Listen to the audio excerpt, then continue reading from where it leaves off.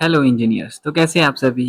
तो मैं एक बार फिर से एक नए अपडेट के साथ यहाँ उपस्थित हुआ हूँ, जो कि एक बहुत अच्छी वैकेंसी निकल कर सामने आ रही है, जो कि ministry of science and technology की तरफ से है, जो कि कंपनी का नाम है नेशनल एरोस्पेस लेबोरेटरीज की तरफ से आई है। तो इसके बारे में डिटेल में जानेंगे यहाँ पर हम कि कितनी वैकेंसीज हैं। टोटल वैकेंसीज के साथ साथ हम जानेंगे कि कौन कौन से ब्रांचेज यहाँ एलिजिबल हैं।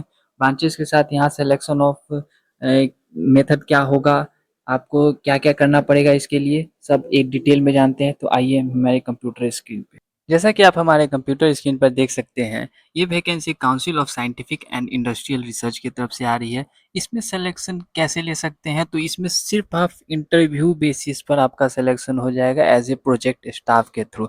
तो आप हम देख सकते हैं इसमें सबसे पहले नंबर पे है प्रोजेक्ट एसोसिएट, जो कि मैकेनिकल और एरोस्पेस और एरोनॉटिकल और सिविल, आप इन तीनों चारों ब्रांचेस में से जो भी ब्रांचेस में से आप हैं उनसे आप एलिजिबल हैं। टोटल नंबर ऑफ पोजीशन आपका 16 रहेगा और एज लिमिट की बात की जाए तो ये 35 रहने वाली है। तो यहाँ जॉब रिक्वायरमेंट्स आपका दिया हुआ है, तो आपको ये काम रहेगा। जॉब अगर आपका निश्चित हो जाता है यहाँ, तो आपके ये रोल्स होंगे। तो इसी तरीके से हम नीचे देखें तो इसमें आप एक और दो वैकेंसी है, तो इसमें एरोस्पेस एरोनॉटिकल और मैकेनिकल और कंट्रोल इंजीनियरिंग आपके पास है। तो आप यहाँ इस नंबर ऑफ दो वैकेंसी के लिए एलिजिबल है। यहाँ एज लिमिट 35 रखी गई है। यहाँ आप देख सकते हैं, यहाँ पे नेट या गेट आप क्वालिफाइड है तो बेनिफिशियल है आपके लिए। और यहाँ पे आपकी जॉब रिस्पॉन्सिबिलिटीज ये होने वाली है। तो बात की जाए तो सबका डेट ऑफ इंटरव्यू अलग अलग है। तो ये प्रोजेक्ट एसोसिएट 1 के लिए है 10 अगस्त। इसी तरीके से देखा जाए तो प्रोजेक्ट एसोसिएट 1 इसके लिए है 12 अगस्त। इसमें कौन कौन से ब्रांचेस एलिजिबल है? तो इसमें EC, electronics, instrumentation, control, triple E, AI, ML, computer science, MSc physics, MSc electronics. तो इसमें टोटल नंबर ऑफ वैकेंसीज 12 है, एज लिमिट 35 है और आपकी जॉब रिस्पॉन्सिबिलिटीज ये रहने वाली है। उसके बाद देखा जाए तो प्रोजेक्ट एसोसिएट 2 है। इसमें भी आपको ECE, triple E, instrumentation, control, robotics, computer science and data science, RF, microwave, physics, electronics, ये सारे ब्रांचेस एलिजिबल है। बात करें नंबर ऑफ वैकेंसीज की तो 15 वैकेंसीज है। इसमें इसमें भी एज लिमिट आपका 35 रहने वाली है और आपकी जॉब रिस्पॉन्सिबिलिटीज ये है। और बात किया जाए तो इसमें नेट और गेट क्वालिफाइड प्रोजेक्ट एसोसिएट 2 में होना चाहिए। इसमें कंप्यूटर साइंस वाले ही एलिजिबल हैं। नंबर ऑफ वैकेंसीज 2 है। इसमें आपके जॉब रिस्पॉन्सिबिलिटीज ये रहने वाली है। तो उसके बाद बात किया जाए तो प्रोजेक्ट एसोसिएट 1, जो कि आपको मास्टर्स, इंटीग्रेटेड मास्टर्स और बैचलर्स डिग्री इंजीनियरिंग वगैरह चाहिए, या फिर आप chemistry, materials science, chemical engineering से होंगे तो भी आप एलिजिबल हैं। नंबर ऑफ वैकेंसीज 3 है, एज लिमिट 35 है और इसमें आपकी जॉब रिस्पॉन्सिबिलिटीज ये होने वाली है। प्रोजेक्ट एसोसिएट 1 की बात किया जाए, इसमें नेट और गेट मांगा गया है। इसमें कौन कौन ब्रांचेस एलिजिबल है? तो मेटलर्जिकल है, एमएससी फिजिक्स है, मटेरियल साइंस है। इसमें नंबर ऑफ वैकेंसीज 1 है और इसमें आपकी जॉब रिस्पॉन्सिबिलिटीज ये होने वाली है। बात की जाए तो प्रोजेक्ट एसोसिएट 2, जिसमें नेट गेट चाहिए, इसकी सैलरी 35,000 प्लस एचआरए है। इसमें आपके ये ब्रांचेस एलिजिबल होंगे और इसमें नंबर ऑफ वैकेंसीज 2 है, एज लिमिट 35 है और आपकी जॉब रिस्पॉन्सिबिलिटीज ये रही।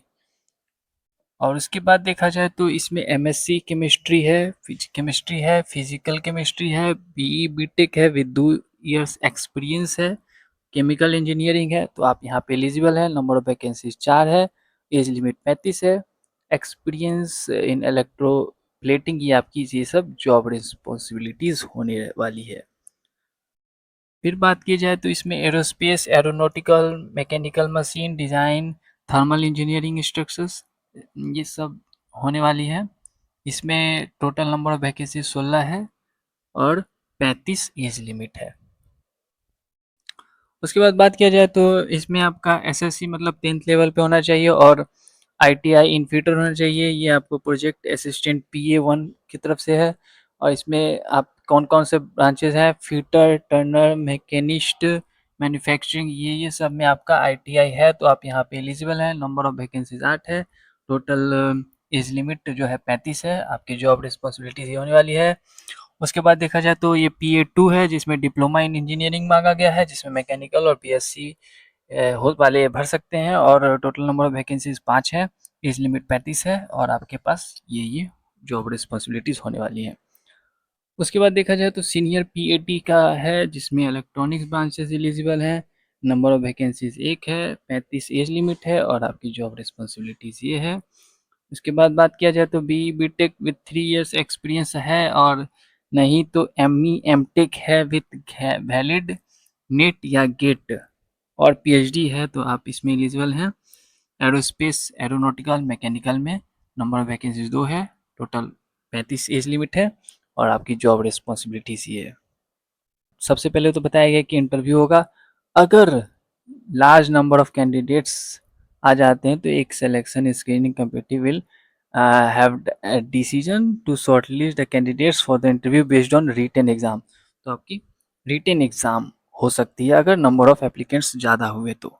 अगर appearing candidates appeared in the qualifying exam whose results, अगर आपका रिजल्ट्स नहीं आया तो आप एलिजिबल नहीं होंगे इंटरव्यू के लिए। इंटरव्यू डेट्स आप देख सकते हैं, ये इंटरव्यू डेट्स के बारे में बताया गया है। और जो सारे जितने भी पोस्ट हैं सबके अलग अलग डेट्स ऊपर में दिए गए हैं। आप जिसमें भी फिल करना चाहते हैं उस डेट पे वहाँ पे मौजूद रहना होगा। और आपको टाइमिंग बताया गया है 9 से 9:45 तक होना चाहिए, जिसमें आपका रजिस्ट्रेशन होगा। और यहाँ पे आपको यहाँ पे एड्रेस दे दिया गया है। ये पूरा एड्रेस है जो कि बेंगलुरु में होने वाली है। आपका डेट दिया गया है। डेट आप देख सकते हैं, आप जिस पोस्ट के लिए भी एलिजिबल हैं और जिस पोस्ट के लिए आप भरना चाहते हैं वो डेट देख करके, और आपको टाइमिंग इस टाइम में वहाँ पहुँचना ही होगा। 9:45 के बाद कोई भी कैंडिडेट्स को नहीं लिया जाएगा, तो इसका खास ध्यान रखें। आपको बता दिया गया है कि हर एक पोस्ट के लिए आपको अलग से फॉर्म भरना पड़ेगा। ओरिजिनल सर्टिफिकेट्स और एक सेट आपका फ़ोटोकॉपीज़ होना चाहिए जिसमें आपका कास्ट सर्टिफिकेट होगा तो, और प्रॉपर फॉर्मेट वगैरह जो भी है कास्ट सर्टिफिकेट का उसमें, और बाकी जितने डॉक्यूमेंट्स आपसे रिलेटेड है वो सभी यहाँ पे दिखाना होगा, और एक सेट कॉपी भी। अगर किसी कारणवश आपका उस दिन इंटरव्यू नहीं हो पाता है तो आपका अगले दिन ले लिया जाएगा। और ये आपके कुछ फॉर्म्स हैं जिसको भर करके आपको वहाँ पे मौजूद रहना होगा। वहाँ पे टाइमिंग के साथ आपको उस समय रजिस्ट्रेशन कराना होगा। सो इस तरह के इन्फॉर्मेशन के लिए हमें सब्सक्राइब करें। And thank you so much. Have a nice day. Good luck.